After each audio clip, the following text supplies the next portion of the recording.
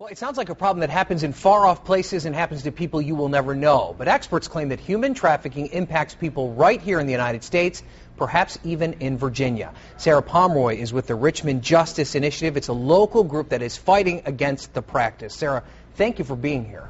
Pleasure to be here. Thanks for having me. First, as simply as you can, explain what human trafficking is.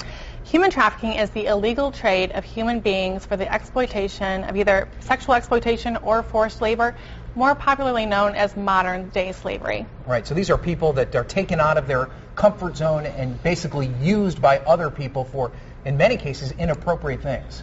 Yeah, sexual exploitation or sex trafficking, and also forced labor as well. When you talk to people about this, are they surprised to think that in this day and age that this is still something that we're fighting and it is a problem?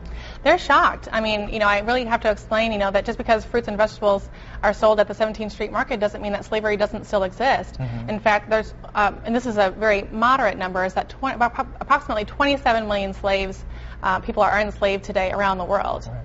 And of course, most people probably think that, and probably the bulk of this does happen in countries outside of the United States, but your group is trying to educate people that it's something that actually happens within our borders.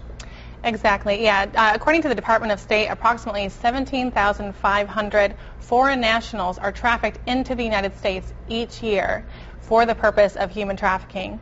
Now also, according to the National Center of Missing and Exploited Children, there's also, and this is a very moderate number, Ryan, is that there's approximately 100,000 women and children within the United States that are at risk for sexual exploitation as well, within our own borders. And part of the problem is we really don't know the volume of the problem, right? There hasn't been enough research and enough put into this. Exactly, yeah. It's definitely something that a lot of grassroots organizations are working to end, and so it's something that is currently being researched as we speak. And how big do you think the problem is in Virginia? You don't know the numbers yet, or?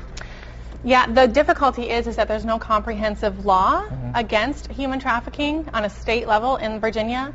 So we're definitely working towards that. I know that the Adam Evans is definitely a forerunner in that. Last year there was an abduction law that was passed. This year, another law basically having the ability of confiscating vehicles that were used for trafficking. Okay. So, all right. So this is definitely something we'll keep an eye on. Sara Pomeroy from the Absolutely. Richmond Justice Initiative. Thank you for being here. You're very welcome. Thank you for having me.